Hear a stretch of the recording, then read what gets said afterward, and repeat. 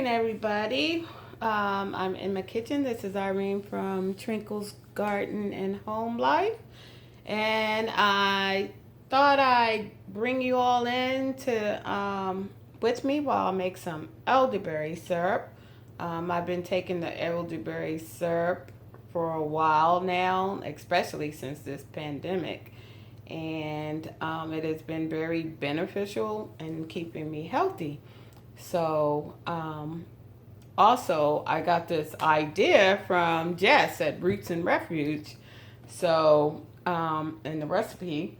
So, my recipe might not be exactly like hers, but it works, and I will give you the recipe as to what I'm putting in mine. So, everything that I'm using in the video, I purchased on my own. I'm not affiliated with anybody, so I just wanted to let that be known. So what you're going to need for this recipe is 3.5 cups of water, which I have right here, and I'm going to put it in my little pot here. 3.5 cups of water I have already measured out. 3.5 cups of water. And then you will have to get 3/4 cups of elderberries. And here we're gonna go put that in there. And then the recipe calls for 1 cup of honey. And I usually get raw honey right here.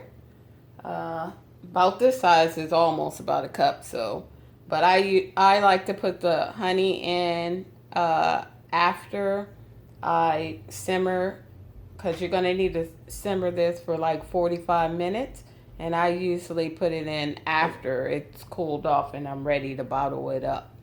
I mix it up after it's cooled off for 45 minutes. So now we're gonna need to put in this here is 1/2 cup of rose hips, and they look like this. Pour that in there. And then you're gonna need about 3 cinnamon sticks here. So I just buy the little baggies here of cinnamon sticks at Walmart, and I'm gonna put 3 cinnamon. I just put the whole cinnamon stick here. Let me turn that around so you can see right here into this pot. 3 cinnamon sticks right into the pot.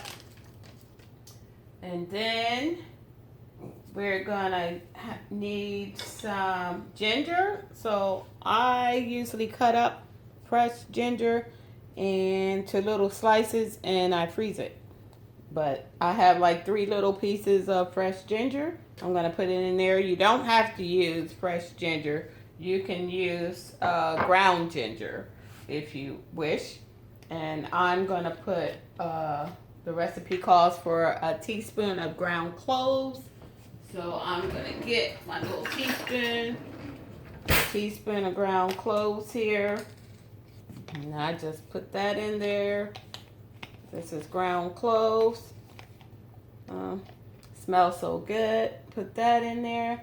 And actually, your house is going to be smelling really good while you're cooking this elderberry syrup. So, yeah, it's going to be really good. So, all the ingredients are in the pot. So pretty much what you do is you turn it on. And I usually bring this to a boil. Give it a little stir here. And mix everything up good. Give it a little stir. And I bring it to a boil.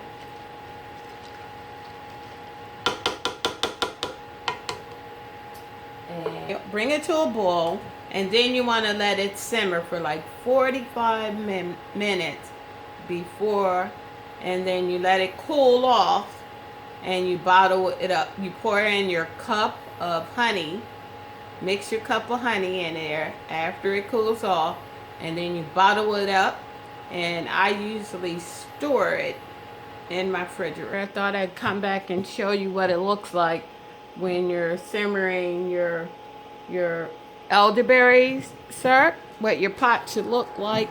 Let me see. Everything in there should look like that. It looks really good, and it's simmering for the 45 minutes. So everything should look like that. And I'm gonna show you most of the stuff that I got. I got it off of Amazon. So this is the elderberries that I use. I only had a little bit left of this, so I actually used 2 kinds of elderberries. And here's the other. Both of them I got off of Amazon for a pretty reasonable price, and they actually last quite a bit. You can make quite a bit of elderberry syrup out of it.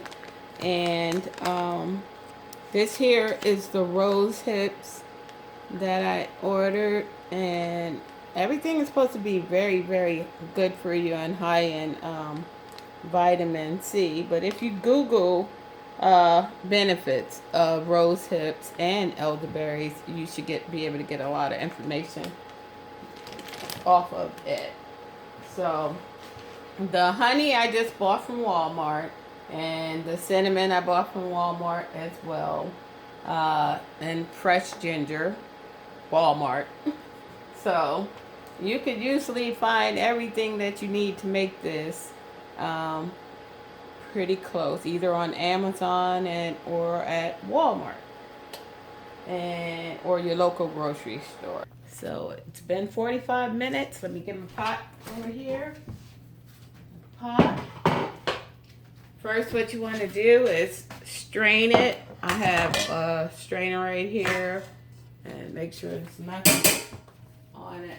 Rinse it, but I see a little something right there. I don't know what that is, but let me get it off. Something just stop. Let's give it another rinse.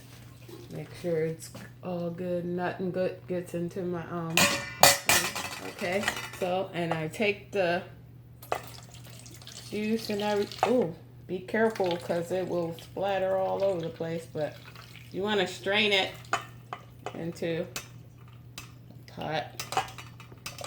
So you don't want all those little bits into your thing here. All the juiciness. Some people take all this goodness here that was inside and put it into ice cubes and freeze it so you can make some tea. So that'd be good too, a good use for it. Then I take my honey. Now see, this jar of honey has measurements on it. I don't know if you can see it. It has measurements on it. So you want to put about a cup of honey into it. If I can get this open. It's been pretty stuck. Should have tried to open it before I started the video. But let's see. Use my strength. Oh, that one's not going to open. So let's start with a new one here. Gonna start with a new one. Just give this a little snip. Get this whole thing. It's both. This one's organic honey. I either grab the organic honey or the raw honey. Either one will work. Yes, I don't have to struggle with this one. So I just pour it straight into here. It's about a cup, so I'm gonna pour the whole thing in here. Yep. Just like that. And get me a little stir. Rinse it. Okay, get you a little stir, stir it real good. Mix it up while it's warm. Just mix it real good. Sometimes you could use a little metal stir or whisk or something. Just something to mix up the honey Really, really good. And this little metal pan works really good because the honey doesn't have a tendency to stick to it. But stir it real good. And I try not to have any honey stuck. And then you're going to need something like a little strainer or something so you can get it into your bottle. Sometimes I save my mason jars. You can see how let me let you look how juicy and gorgeous that looks there. So sometimes I take a mason jar. If you don't have bottles like this, I got these bottles off of Amazon. But if you don't have bottles like this, you can put it in a mason jar. It works just as well. Just as good for you. And you want to carefully, because it's red juice, pour it into the bottle and fill it up. Sometimes I get about 2 of these bottles full. You're going to watch out for splatter because you don't want to get it all over the place. Mix it up.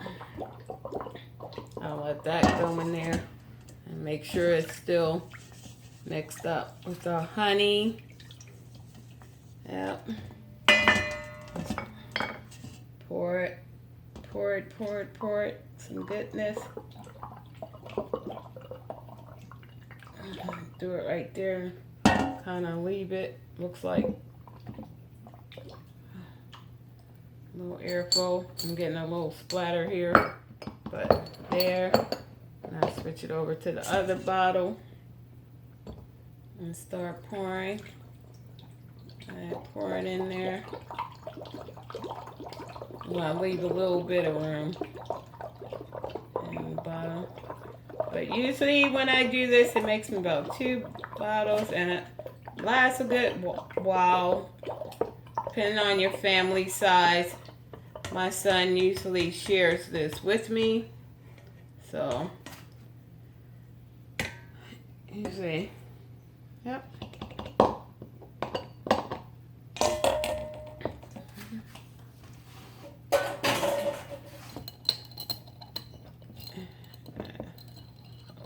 I don't know what happened to this little top thing. It might have got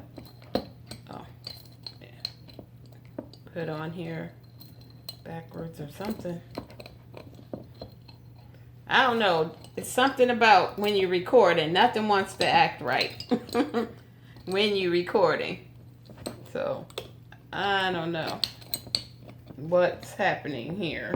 Because I don't know why it's an issue right now. Okay, there you go. So be patient. And there you go. You see this bottle. Put this one on. And there you go. I have 2 nice sized bottles of elderberry syrup for my health. And usually, I haven't had a shot today. Usually, I get me a little shot glass. And I just pour it all up in there. And every time I drink this, I think about the blood of Jesus. To your health. Cheers. And then